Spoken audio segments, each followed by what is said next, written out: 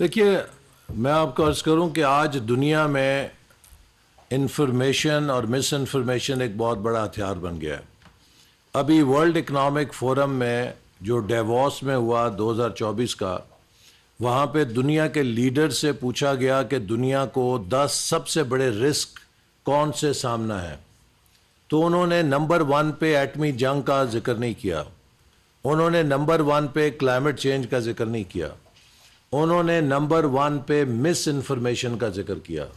کہ آج مس انفارمیشن دنیا کے لیے نمبر 1 رسک بن چکی ہے، چونکہ آپ اس کے ذریعے سوسائٹیز میں جنگیں کرا سکتے ہیں، انتشار پیدا کر سکتے ہیں، فساد پیدا کر سکتے ہیں، پولرائزیشن پیدا کر سکتے ہیں۔ تو اس لیے ضروری ہے کہ جہاں پر ایک طرف آزادی رائے کے حقوق کو برقرار رکھا جائے، وہیں معاشرے میں اور ملک میں ڈس آرڈر، کیاؤس، انتشار، فساد پھیلانے کے وہ اسباب بھی بند کیے جائیں جس سے کوئی مس انفارمیشن کو ایک ہتھیار کے طور پہ استعمال کر کے ملک کو اندر سے کمزور کرنے کی کوشش کرے۔ آپ کو معلوم ہے کہ آسٹریلیا سے لے کر امریکہ تک ایک سیاسی جماعت کا سوشل میڈیا ہمارے ریاست کے اداروں، فوج کے خلاف وہ زہریلا پروپیگنڈا کر رہا ہے جو 75 سالوں میں نے آج تک اپنے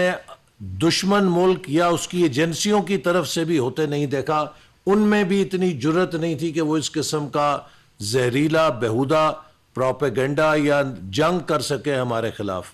تو یہ سب چیزیں اگر ہم ان کا نوٹس نہیں لیں گے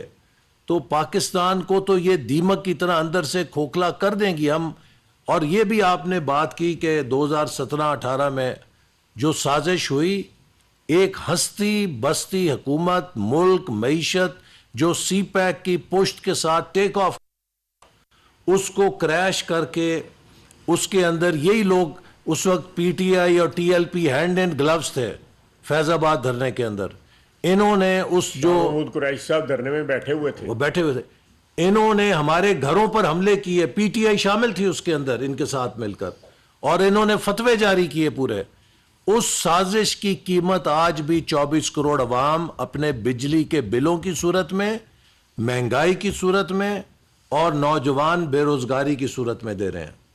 اگر 2018 سے 23 تک وہ سفر جاری رہتا،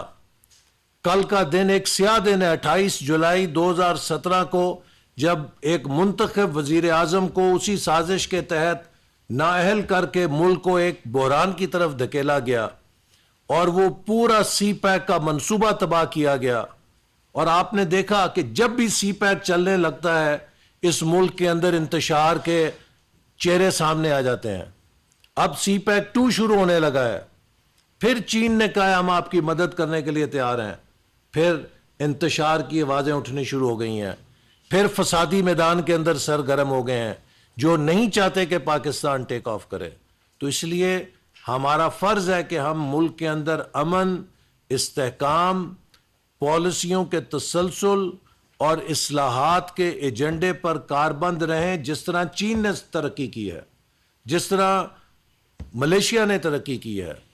ہمارے خطے کے اندر دوسرے ملک ہم سے آگے نکل گئے ہیں۔ تو اس وقت انتشار کو، فساد کو، بدامنی کو،